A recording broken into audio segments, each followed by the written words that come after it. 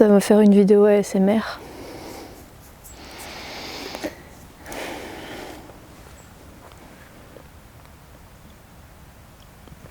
Je peux aussi boire sans faire de bruit.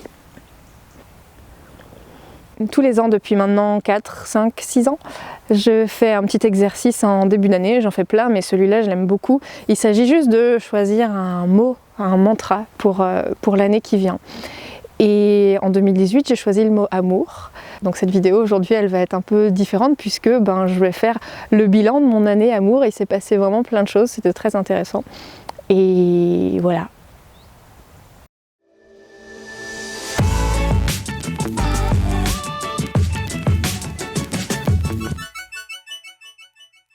Je pense que ce qui est important dans cet exercice, c'est de considérer toutes les dimensions que le mot peut comporter. Et en l'occurrence, l'amour, j'étais ouverte à toute forme d'amour finalement, quelle que soit la forme que l'amour pouvait prendre, même si forcément dans le lot, j'avais envie de rencontrer quelqu'un. Donc cette année amour, elle a commencé en tout début d'année quand j'ai organisé un petit atelier justement pour faire ce que je suis en train de faire en cette période de l'année-là, pour définir ses intentions de l'année avec des petites questions, des petits schémas, des petits trucs pour faire une sorte de bilan et puis préparer l'année qui vient. Moi j'aime bien faire ça. Amandine avait donc invité plusieurs personnes, on n'était que des filles, et c'est vrai que est souvent revenue l'idée que on se sentait bien, on avait des amis, etc., mais qu'on n'avait pas de groupe. On n'avait pas de groupe d'amis. Et moi, ça fait longtemps que j'ai pas eu un groupe d'amis. Donc on a toutes eu cette envie-là de faire des choses en groupe. Et au fil des semaines et des mois, c'est ce qui s'est passé. Il y a un vrai groupe qui s'est créé. Et ces meufs-là, c'est vraiment un des trésors de mon année parce que elles m'apprennent vraiment à aimer. Il y en a qui sont à l'aise dans leur vie amoureuse, il y en a qui le sont moins. Mais chacune, en fait, elles sont des modèles de quelque chose. Et on est toutes très contentes de ce qu'on a vécu cette année ensemble, qui nous a permis et de nous connecter à chacune nous-mêmes et de nous connecter aux autres, mais à un niveau très intime, parce qu'on partage quand même des choses très intimes, avec beaucoup de tolérance, beaucoup de bienveillance, beaucoup d'écoute, de partage. Et je connaissais pas ça, ça me manquait en fait. J'ai plein d'amis dispatchés partout que j'adore, mais j'avais pas trouvé ce truc-là encore, que je vis avec elles. Et ça, je suis vraiment, vraiment très heureuse de le vivre. Je crois que chacune d'entre nous a vraiment pris conscience cette année de l'importance de cette amitié-là, de cette sororité-là. Il se passe plein de choses en fait à travers ce type de connexion, à travers ce type d'amitié. Et je voudrais vraiment t'encourager à développer ça. Et alors forcément, quand on vit quelque chose de super, on a envie que tout le monde le vive, mais j'y reviendrai peut-être, et peut-être que ça se discutera aussi dans le groupe privé Facebook que tu peux rejoindre. En tout cas, c'est un aspect très important de l'équilibre affectif que d'avoir des vrais amis avec qui on se sent vraiment libre, quoi qu'on dise, quoi qu'on fasse. C'est beau.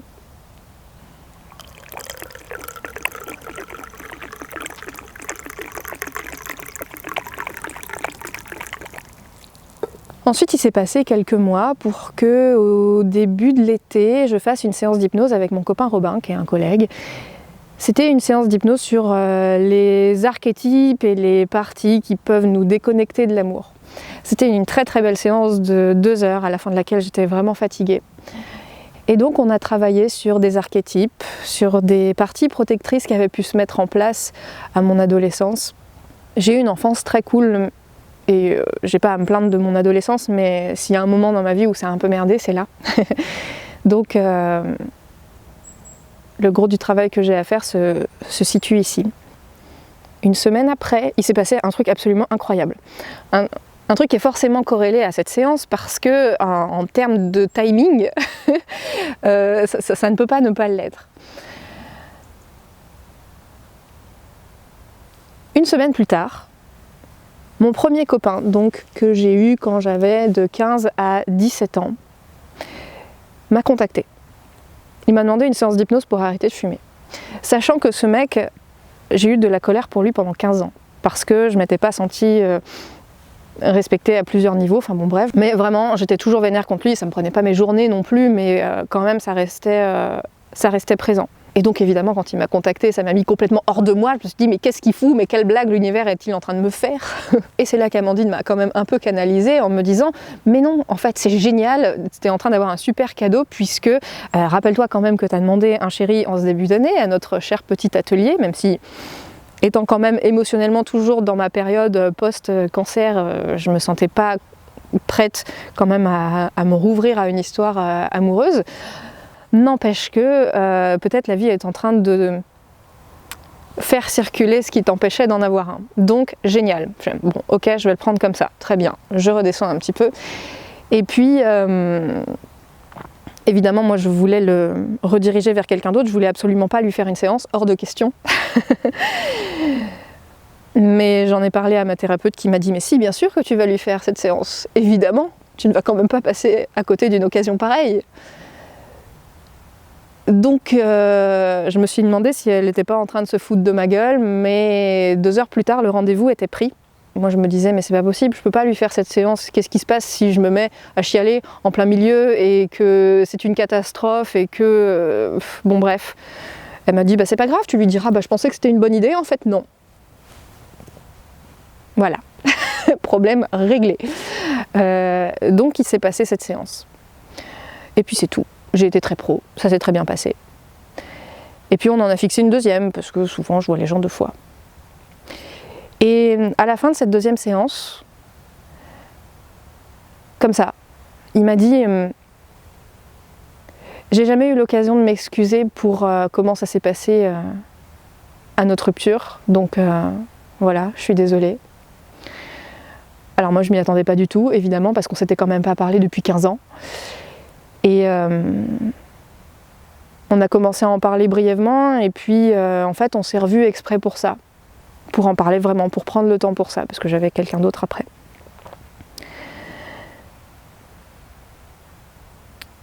Entre le moment où il m'a contacté et le moment où on en a vraiment parlé, il s'est passé je crois 2 mois. Donc au moment où il était en face de moi et qu'on en a vraiment parlé, j'avais plus envie de le défoncer à ce moment-là, parce que ma colère était quand même un peu redescendue au fur et à mesure de le voir et de se parler un peu entre les séances. Donc voilà, il s'est passé ça. Il s'est passé une forme de gros ménage que moi j'attendais depuis 15 ans et qui je pense me limitait dans plein d'aspects de ma vie amoureuse, enfin pas forcément plein, mais des aspects très importants, très importants.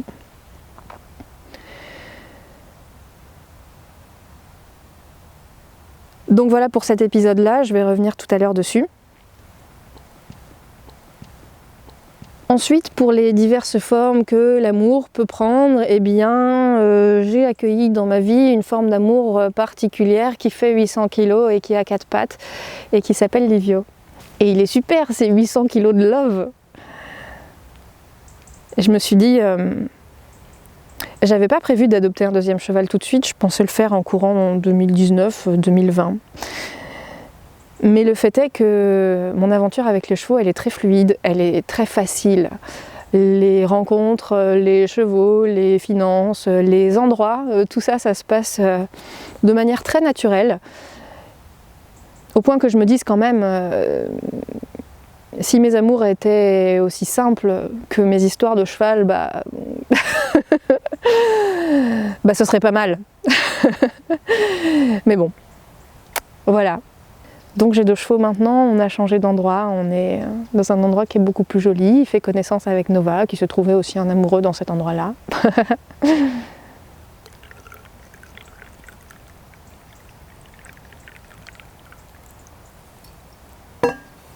Ce début d'été, j'ai aussi lancé ma chaîne. J'ai lancé cette chaîne-là que tu es en train de regarder. Du coup, c'est l'occasion de remercier chaque personne qui s'est abonnée à cette chaîne et qui est peut-être en train de regarder cette vidéo, puisque la chaîne a atteint 2000 abonnés en 6 mois. On vient juste de les dépasser là maintenant. Donc ça me fait vraiment hyper plaisir. Je suis ravie que cette chaîne ait été accueillie comme ça. Il y a plein de discussions super intéressantes sur le groupe Facebook. Il y a de jolis liens qui se sont créés aussi, donc ça me fait vraiment plaisir. En 2019, là, j'ai préparé préparer du contenu pour animer la page Facebook parce que je fais assez peu de vidéos. Donc en attendant, il y aura quand même de quoi manger. Et voilà, abonne-toi à Instagram et à la page Facebook, active les notifications pour voir la chaîne en priorité, la page en priorité, tout ça. Et puis voilà, donc forcément c'était pour moi l'année de sortir ce projet, l'année amour, quelle meilleure année pour faire ce projet-là, pour s'y donner à fond et pour pas le reporter à plus tard. Donc comme ça s'inscrivait très bien dans le thème de l'année, eh bien ça s'est fait.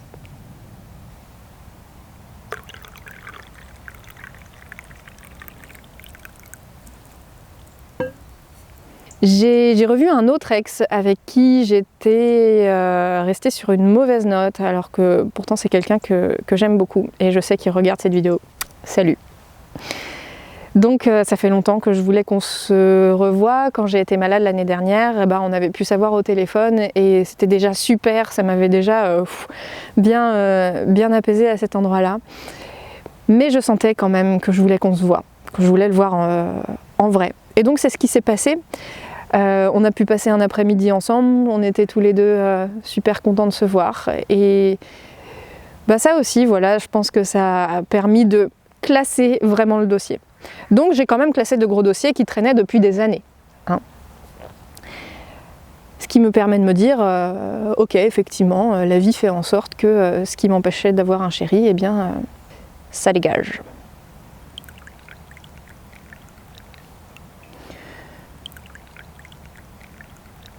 Pour revenir à cette histoire de chaîne YouTube, 2018, année amour, était quand même la bonne année pour me former officiellement au coaching amoureux. Je me suis dit, pareil, j'hésitais un peu parce que une formation c'est toujours un gros investissement en temps et en argent et tout ça. Mais bon, je me suis dit, s'il y a une année où il faut faire cette formation, c'est celle-là. Donc, je me suis inscrite et ma formation de Love Coach a commencé en septembre. Je suis hyper contente de cette formation, j'apprends plein de choses, c'est plein de choses nouvelles pour moi en fait, des nouveaux outils, des nouveaux concepts, des nouvelles connaissances. Donc voilà, j'y reviendrai parce qu'évidemment cette chaîne va être vachement nourrie de tout ça. Et j'ai notamment appris assez tôt dans la formation, le premier jour, sur comment naît l'état amoureux, que, on y reviendra dans une vidéo, là je la fais courte, que l'état amoureux surgit, bref, plus facilement après une période de légère déprime. Pourquoi? Parce que quand on est déprimé, on est vraiment fermé, et donc au moins quand on n'est plus déprimé, on s'ouvre vraiment. Et donc il faut penser aux ados qui sont toujours ouverts, fermés, et en fait qui tombent amoureux hyper facilement. Et alors là, moi je me dis, merde, tout va bien dans ma vie, je suis hyper heureuse et tout est super, si c'est pour qu'au final, à cause de ça, je puisse quand même pas me trouver un amoureux parce que je vis le désir d'être avec quelqu'un de manière intellectuelle et pas dans mes tripes, en fait, c'était un peu ça l'idée. Bon génial, merci. Donc j'étais dégoûtée et j'avais pas trop compris en fait ce que ma formatrice voulait dire par là, donc je lui ai demandé un peu plus de précision. Elle m'a dit, mais en fait l'idée et de pouvoir ressentir dans ses tripes qu'on a envie d'être avec quelqu'un. Pas juste « ah, ce serait sympa et tout », parce que quand tu es un célibataire heureux et que finalement tout tient debout tout seul, t'es pas vraiment en contact avec ce désir-là, mais vraiment à un niveau émotionnel et vibratoire, pour utiliser les grands mots. Et effectivement, je pense que c'était un peu mon cas, d'autant plus que je m'étais dit non mais tu sais quoi, là je vais faire ma formation Love Coach, je vais avoir du travail, donc je veux même pas en fait rencontrer quelqu'un maintenant, c'est pas du tout le moment. Voilà, donc quand je lui ai posé la question de « mais Florence, enfin, qu'est-ce que ça veut dire ?» Elle m'a dit en fait, il s'agit vraiment de contacter la partie de soi qui a besoin qu'on s'occupe de soi. Et ça m'a beaucoup éclairée, donc du coup je me suis dit ok, bon je sais pas ce que je vais faire de ça, mais au moins j'ai compris l'idée. Sauf que voilà, moi je n'étais pas déprimée. Jusqu'au jour où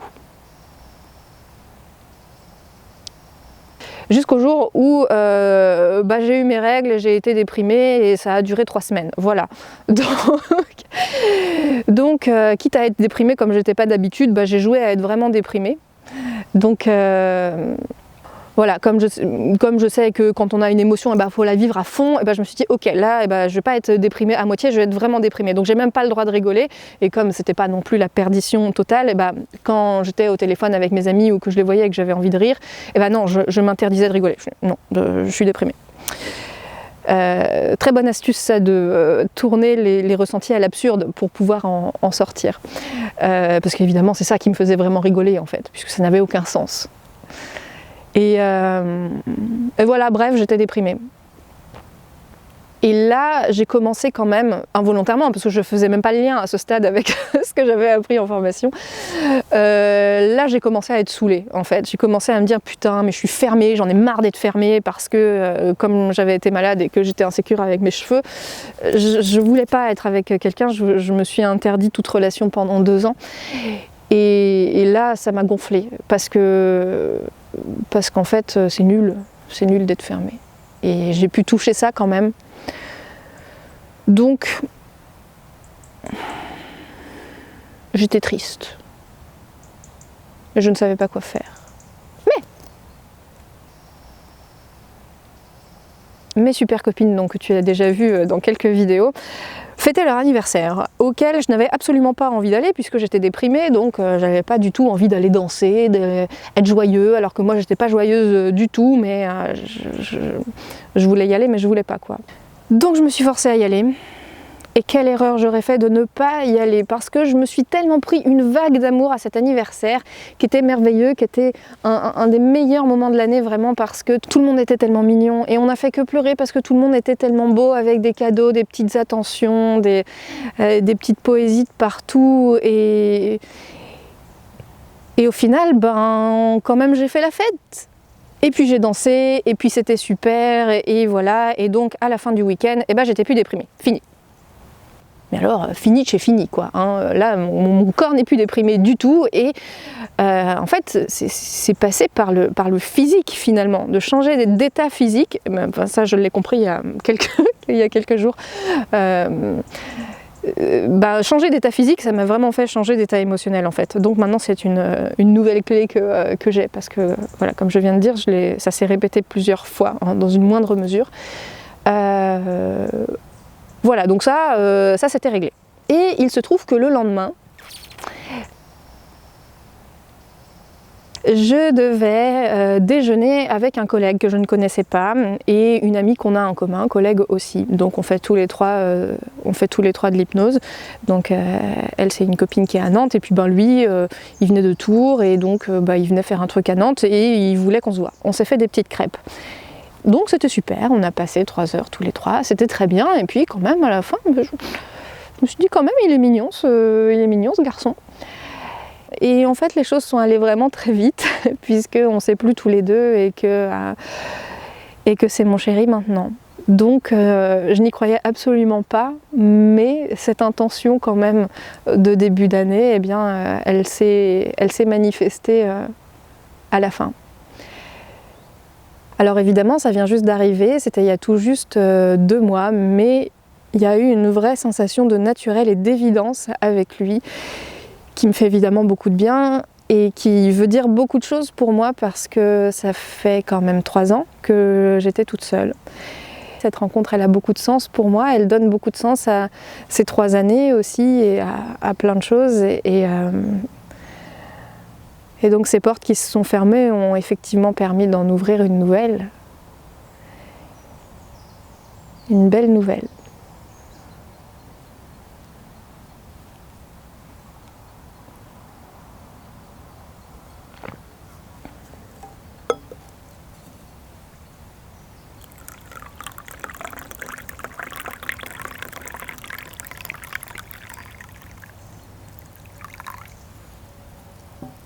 Et du coup, la question maintenant, c'est qu'est-ce que je vais choisir comme mot 2019 ? Je sais pas, j'arrive pas à choisir. En fait, je remarque que, je coche un peu toutes les cases de la vie là, aujourd'hui. Et du coup, j'ai pas le même type de besoin qu'avant. Donc forcément, ce choix de mots, il part pas du même endroit. Et c'est super, mais ça me demande de contacter une autre dimension presque. Alors, j'ai quelques idées, mais j'arrive pas encore à m'arrêter sur un mot.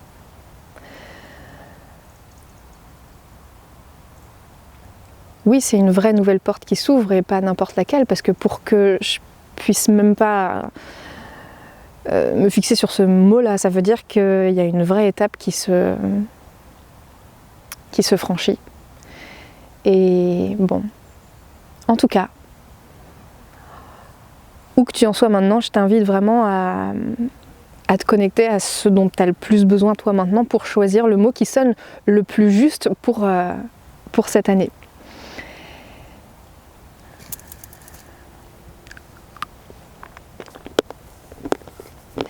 Et en plus de ça, je vais te proposer, donc toujours dans le même groupe Facebook, de venir faire avec nous ton bilan sentimental.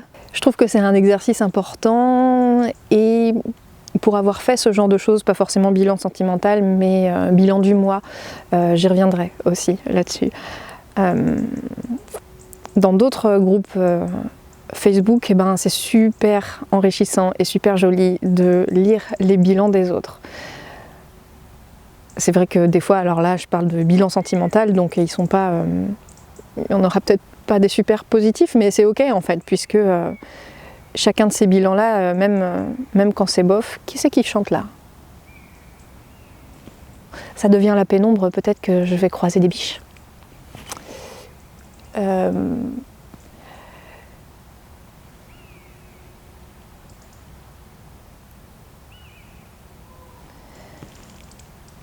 Mais tout c'est pour dire que ces histoires de bilan là, eh ben, c'est super enrichissant et c'est aussi super de les faire parce qu'après on voit en fait ce qu'on a mis l'année d'avant et moi j'aime bien avoir une continuité et un fil rouge.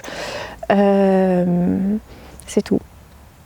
Bon là il fait vraiment trop nuit, donc rejoins-nous sur le groupe, télécharge les petits exercices pour faire le point sur ta situation amoureuse d'aujourd'hui.